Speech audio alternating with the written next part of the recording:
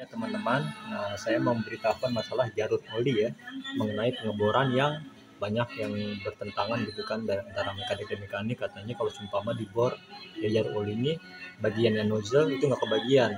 Ini saya jelaskan ya. Jadi kalau ada orang yang bertanya lagi, ini kasih video ini aja jadi dia biar mengerti gitu. Kadang-kadang kan mekanik banyak juga menyimpulkan tapi dia nggak tahu sesungguhnya gitu apa yang terjadi di motor Stroll GT 125 ini atau MT. Jadi begini, di sini kan jarur oli. Di sini jarur oli nih, lihat, bisa dilihat jarur oli gede gini ya. Ini kan gede, ukuran kira-kira lebih dari 5 mm nih gedenya. Masuk ke bagian ke lubang sini, masuk ke sini gitu, keluar lewat sini.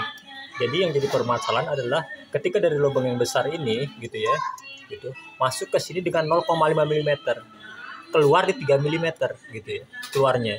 Jadi kalau yang benernya itu kan adalah yang ujung itu lebih kecil dari timbang yang bagian sininya ya, tapi ini malah dibalik gitu. Jadi yang masuknya ini dari lubang yang gede ini masuk ke sini gitu kan, ya kan, dia keluar lewat sini. Jadi sistemnya terbalik. Kalau seumpama di sini yang 3 mm, di sini 0,5 meter, mungkin itu bisa dibenarkan gitu. Contoh gini ya. Nah, ini kan di sini lubang keluar 3 mm ya. Itu bisa dilihat. Nah, sementara masuknya gitu kan, dari lubang yang besar ini ke sini, di sini ukuran 0,5 gitu. Ya, itu jadi gak seimbang, terpendet di sini gitu. Kayak seperti selang air gitu ya. Kalau ujungnya kecil, dia akan nyembur lebih jauh gitu kan, lebih kencang. Tapi kalau seumpama dibalik, dia akan nyendak di sini. Maka itu gunanya dibor jalur-jalurnya ini supaya seimbang keluarnya di sini. Yang membuat nggak seimbang adalah kenapa? Lubang keluar dan masuk itu lebih ke besar lubang keluar timbang yang di arusnya ini, di lubang masuknya ini gitu.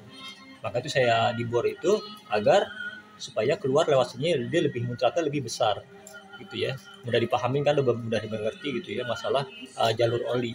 Jalannya yang dibor itu adalah jalur, bukan keluarnya gitu. Kalau keluar ini yang dibor, kalau ini yang dibor baru bahaya gitu. Ini lubang keluarnya. Kalau ini jalur, mudah dipahamin ya. Ini juga termasuk jalur. Di sini pun jalur tuh lihat gede. Ini gede banget jalur itu. Bisa dilihat jalurnya udah gede, dari pabrik ke gede gitu. Tapi kenapa di sini dikecilin gitu ya? Ya itulah, mungkin saya nggak ngerti masalah Yamaha gimana. Yamaha yang lebih mengerti lah gitu. Nah, ini yang harus dibenahin adalah kita jangan sampai ketika ada jalur itu antara lubang keluar dan lubang masuk gitu ya, itu yang kebalik, yang terjadi adalah kebalik gitu. Kalau yang masuk ke lewat sini, keluar lewat sini mungkin oke. Karena ini aneh, jalurnya gede, keluarnya kecil. Nih kalau ini enggak, malah dibalik gitu kan. Maka itu kita di sini kita gunanya kita bor juga gitu kan, agar seimbang antara keluar dan jalurnya gitu. Bisa mudah dipahamin kan. Di sini lihat, masuknya segini, keluarnya segini. Apa yang terjadi gitu kan? Kecuali ini keluarnya 0,5, masuknya 3 mm, enggak masalah. Ini malah dibalik, di sini 0,5, keluarnya 3 mm. Oke. Nah, terus masalahnya atau masalah di oli di bagian nozzle katanya nggak kebagian. Ini saya jelasin, saya akan tarik satu persatu ya. Nah, ini kan oli sebelum naik ke head ini ya, dia melintas lewat rongga ini, tusuk sate ini ya, lingkuran ini nih gitu. Nah, saya tarik lagi, bisa lihat nih. Nah, bicara nozzle, nah di dalam sana, nah di sana ada nozzle, bisa dilihat tuh. Nah, nih nozzle menyemprot bagian piston gitu, piston di belakang piston. Oke, bisa dilihat gitu ya. Tuh.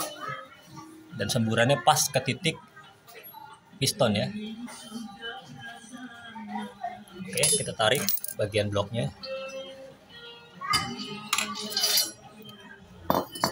Ya, di balik packing ini, di balik belakang ini, di sini ada jalur oli. Nah, kita tarik packingnya. Nah, di sini ada tingkatan, satu tingkat, tingkat 1, tingkat 2, tingkat 3 gitu. Nah, tingkat yang paling terakhir adalah bagian ke head yang tadi dibor tadi ya, jalur yang tadi dibor. Nah, kalau seumpama dia bicara nanti bakalan yang bawah itu kan kecil, gini, sistem pompa itu seperti kayak jet pump gitu ya. Ketika nanti di lantai 1, ketika lagi berbarangan dinyalain gitu, antara lantai 1, 2, 3 gitu nyalain, maka otomatis yang tetap mengecil adalah bagian yang atas gitu ya, yang harus diraguin. Gak usah bicara masalah ke nozzle.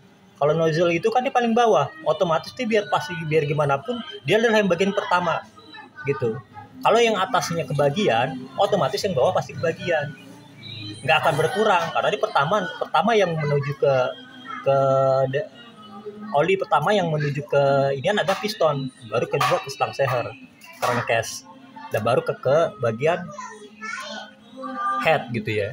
Makanya kadang-kadang ada orang bilang katanya ini akan mengecil di bawah. Nah itu keliru ya. Jadi karena dia tidak bisa memahami apa jalur-jalur oli ini gitu. Kalau dia memahami, gitu kan, dia nggak akan nggak akan ada perdebatan karena dia nggak memahamin gitu kan apa sih jalur oli yang ada di sini di sistem Sol GT ini gitu kan.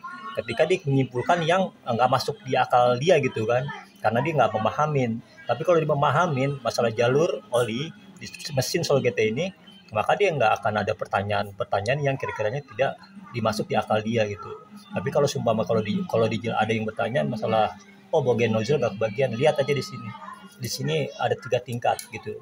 Jadi kalau sumpama yang atas saja kebagian, yang bawah nggak usah khawatir gitu. Karena kenapa? Dia pertama gitu. Kalau mau nggak kebagian dia kan adalah ya dialah, bukan yang bagian atas gitu. Karena dia istilah kata bagian pertama gitu ya, nggak usah khawatir gitu. Kalau di sini aja kebagian, apalagi yang di atas gitu. Gimana? Jadi mudah dipahamin ya, antara oli gitu ya. Untuk oli yang dari pompa oli ini masuk ke bagian ke nozzle. Setelah dari nozzle lari ke crankcase gitu ya, muter dalam sini. Baru naik ke bagian jalur head ini gitu, yang melalui lewat sate ini gitu. Kalau di Supama di sini nyemburnya kencang, nggak usah khawatir yang masalah di bawah, kan dia lebih dapat gitu. Masa istilah kata bakal yang bawah berkurang, nggak mungkin. Jadi nilainya seperti gitu. Jadi kita istilah kata menilai sesuatu itu harus dilihat gitu. Jangan hanya memakai pemikiran yang nggak kira masuk akal dia, tiba-tiba langsung menebak, akhirnya nggak bermutu gitu jawaban dia. Gitu. Masalah yang di sini juga kan istilah kata yang dibor itu adalah jalur gitu, bukan masalah keluar gitu, jalur supaya mengantisipasi kemacetan di bagian tutup head ini gitu. Dan kalau sumpah di jalur ini dibor gitu ya gitu, ada juga kan bor macam-macam. Nah kalau saya kan dulu, kalau saya malah ngebor bukan di tutupnya, saya ngebornya malah langsung dari di sininya tuh, bisa dilihat, kelihatan enggak?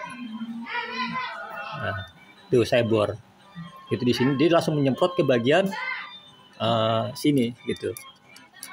Jadi saya nggak ngebor di bagian tutup head, tapi saya kalau motor-motor yang dulu yang saya rakit itu dia lewat dari lubang sini gitu. Jadi nggak ada langsung ada kemampatan, tekanan pun lebih besar lewat sini gitu.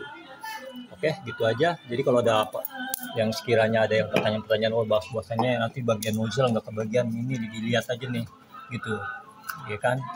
Jadi nggak usah diraguin masalah inian gitu. Masalah kayak seperti ini kan termasuk jalur gitu ya, jalur juga tuh, jalurnya memang gede-gede gitu kan di sini. Nah cuma istilah kata cuma di besarin aja jalurnya gitu, nggak dibukain keluarnya. Nah kalau termasuk keluar, nah ini termasuk nih keluarnya nih tuh. Nah itu ini lubang keluar, nah ini lubang jalur. Jadi harus dipahamin mana jalur mana ruang keluar gitu ya.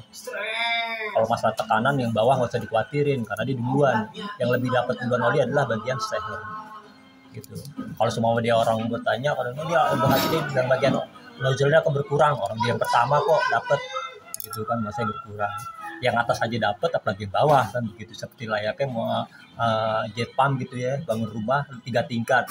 Kalau yang atasnya dapat, berarti yang bawahnya udah pasti dapat gitu kan. Rasionalnya. Oke, gitu aja. Jadi untuk memberikan jawaban yang sekiranya inilah jawabannya.